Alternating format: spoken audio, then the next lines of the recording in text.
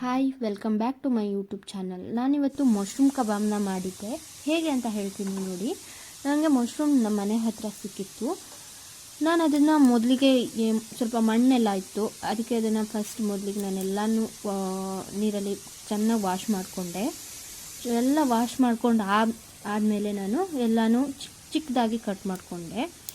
ಕಬಾಬ್ಗೆ ಎಷ್ಟು ದೊಡ್ಡ ಬೇಕೋ ಅದು ಅರ್ಧ ಆಗಿ ಕಟ್ ಮಾಡಿಕೊಂಡೆ.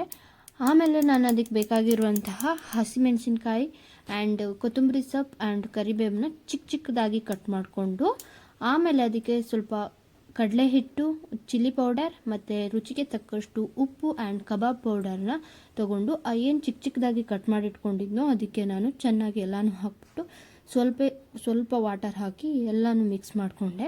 ಆ ಮಿಕ್ಸ್ ಮಾಡ್ಕೊಂಡಿರೋದು ಏನಿದೆ ಅದನ್ನು ನಾನು ಹಾಫ್ ಆನ್ ಅವರ್ ಹಾಗೆ ಬಿಟ್ಟಿದ್ದೆ. ಅದನ್ನು ಹಾಫ್ ಆನ್ ಅವರ್ ಹಾಗೆ ಇಟ್ಟರೆ ತುಂಬ ಚೆನ್ನಾಗಿ ಬರುತ್ತೆ ಅಂತ ಹೇಳಿ, ಎಲ್ಲ ಮಸಾಲೆ ಎಲ್ಲ ಮಶ್ರೂಮ್ಗೆ ಚೆನ್ನಾಗಿ ಹಿಡ್ಕೊಳ್ಳುತ್ತೆ ಅಂಥೇಳಿ. ಆಮೇಲೆ ಹಾಫ್ ಆನ್ ಅವರ್ ಆದಮೇಲೆ ನಾನು ಅದನ್ನು ಆಯಿಲಲ್ಲಿ ಮೀಡಿಯಮ್ ಫ್ಲೇಮಲ್ಲಿ ಬೇಯಿಸ್ಕೋಬೇಕು. 5 to 6 ಮಿನಿಟ್ಸ್ ಬೇಯಿಸ್ಕೋಬೇಕಾಗುತ್ತೆ. ಯಾಕಂದರೆ ಅದು ಬೇಯಬೇಕು ಮಶ್ರೂಮ್ ಅಲ್ವಾ, ಅದಕ್ಕೋಸ್ಕರ. ಬೆಂದಮೇಲೆ ಅದು ರೆಡ್ ಕಲರ್ ಆಗುತ್ತೆ. ರೆಡ್ ಕಲರ್ ಆದಮೇಲೆ ಅದನ್ನು ತೆಗಿಬೇಕು. ಆಲ್ಮೋಸ್ಟ್ ಮಶ್ರೂಮ್ ಕಬಾಬ್ ರೆಡಿ ಆಗಿದೆ. ತುಂಬ ಚೆನ್ನಾಗಿದೆ, ನೀವು ಟ್ರೈ ಮಾಡಿ, ಸಖತ್ತಾಗಿರುತ್ತೆ. ಹಾಗೆ ನನ್ನ ರೆಸಿಪಿ ಇಷ್ಟ ಆಗಿದರೆ ನನ್ನ ಚಾನಲ್ನ ಸಬ್ಸ್ಕ್ರೈಬ್ ಮಾಡಿ. Thank you.